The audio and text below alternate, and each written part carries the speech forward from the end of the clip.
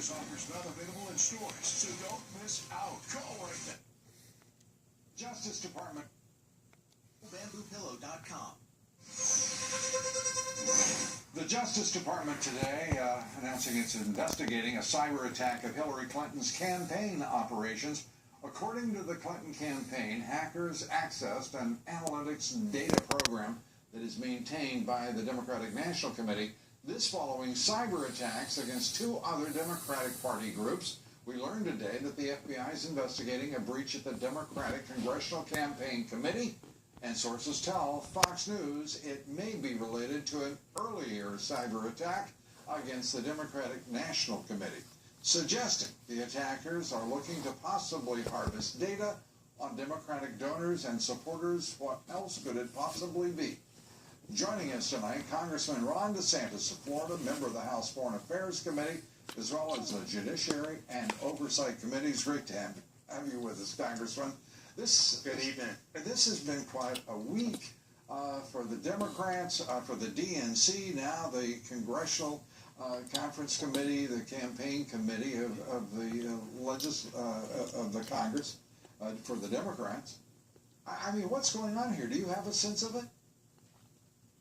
Well, I don't know exactly who's behind it, but I think if you see the ease with which this political information is being intercepted, just think about Secretary Clinton's home-brewed email server. There was a question about whether that was intercepted or not. Comey said he didn't know, but if it had happened, they wouldn't have been able to tell. I don't think there's any question that all of her communications have been intercepted by hostile agents. And so I just think it shows the political stuff. There's obviously influence that maybe someone's trying to do an election. That's a legitimate issue. But I think the ease with which they're getting this information, really reflecting back on Hillary and her homebrew server, all of those classified emails, I believe, have been intercepted by hostile powers. Are you surprised, are you impressed by the fact that your nominee, Donald Trump, is the first one who instantly went from these cyber attacks to the issue of her homebrew server, her use of a personal email system for official government business?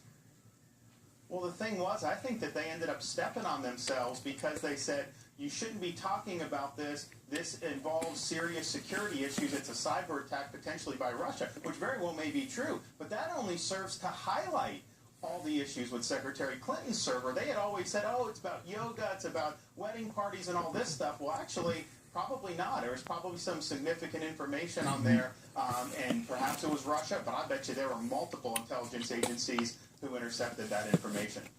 And the FBI, while not implying that, effectively insinuated it by saying they couldn't say as to whether or not that had indeed occurred.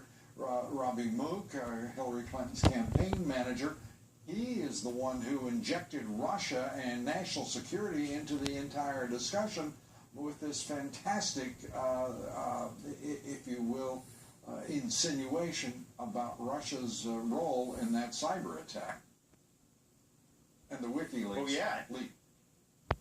Yeah, and I think that ends up hurting her standing, and so I think they were trying to respond to what Trump was criticizing them for, but I actually think they ended up digging the hole much deeper, and I think really underscored a lot of the concerns that we had in the Congress about this email setup. When you're talking about information at the top secret level on an email server that not only wasn't meant for that, it was less secure than a Gmail account, and so I think when that information's out, you assume that stuff has been taken. Any intelligence agency, even a stateless hacker worth their salt, is going to be able to get that information. Congress, what do you make of what Donald Trump also said, charging the Democrats with being in utter denial, ignoring the world in which Hillary Clinton has played a sizable role in Syria, in Libya, in Egypt, and destabilizing a significant part of the region? I think if you look at her tenure, it's remarkable. She was almost like a King Midas in reverse. Everything she touched ended up going bad. You talked about the Russian reset. You talk about Syria. You talk about the Libyan intervention, which has really led to a huge increase in jihadists operating in northern Africa. You talk about pushing out Mubarak and then paving the way for the Muslim Brotherhood in Egypt. And of course, the rise of ISIS occurred on her and President Obama's watch. And so it's not even that she made mistakes. Yes, she did. It's just everywhere you look is a policy failure when she was the Secretary of State. And when you hear the Justice Department, the FBI say that they're going to hold whoever did break into the DNC and the DCCC, if I've got enough C's in that, you're going to hold them accountable. I can't recall, Congressman, maybe you can help me out. I can't remember anyone being held accountable, not China, not Russia. The only one I can think of would be Guccifer, but that would be really, the only one I could think of.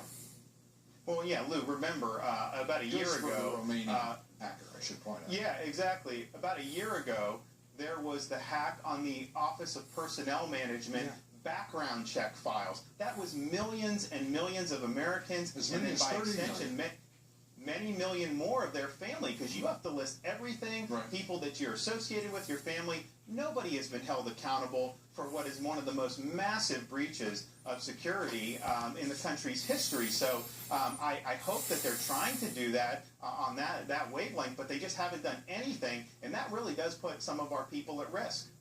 Congressman Ron DeSantis, good to have you with us. Thanks so much. Thanks for having me. Thank you. Breaking news now. A new national poll has just been released showing the presidential race tightening between Donald Trump and Hillary Clinton. Now, this gets to be interesting because the full context of it isn't immediately apparent in that 5-point advantage. The Reuters Ipsos poll gives Hillary Clinton 40% over Donald Trump's 35%. Now, that poll was conducted between Monday and today. The previous Reuters poll, however, showed Clinton leading by 11 points. That lead now, as you see, has actually fallen to 5 points, but the effect will be on the Real Clear Politics average, an absolute tie between Trump and Clinton in that average. So there you are. Be sure to vote in our poll tonight. The question is, who do you think will get the bigger bounce from the Democratic National Convention, Hillary Clinton or Donald Trump? Cast your vote on Twitter at Lou Dobbs. And follow me on Twitter at Lou Dobbs. Like me on Facebook. Follow me on Instagram at Lou Dobbs tonight. Links to everything are found at loudobbs.com. I want to restate that we've made a bit of a mistake on that poll. The poll should be, and I'm going to, if you will bear with me, it should be who will have the bigger bounce, Donald Trump from the Republican convention or Hillary Clinton from the Democratic convention. With that cleared up, we'll do better. I promise you I'll do better over the course of the remainder of the show to keep those things straight. Roll the video now, please. Watch as this world-famous base jumper pilots his wingsuit down a Chinese mountainside. Are you ready? Look at this. Whoa! That was his target. A small hanging target. He hit it head first, all while going, are you ready? 120 miles an hour. The daredevil performing the stunt of incredible precision at a fundraising event for spinal cord research. And good for him in every sense of the word. Wow. Up next, Democrats this week, well, they bragged a bit about the Obama economy. Donald Trump says they ignored quite a few things. We have a very fragile situation. Obama didn't mention that during his 8 years now, almost 8 years, our debt has doubled. He didn't mention that, doubled. Media mogul, former presidential candidate Steve Forbes joins us next to talk about the Obama economy and the prospect of a Trump economy. Stay with us. We're coming right back.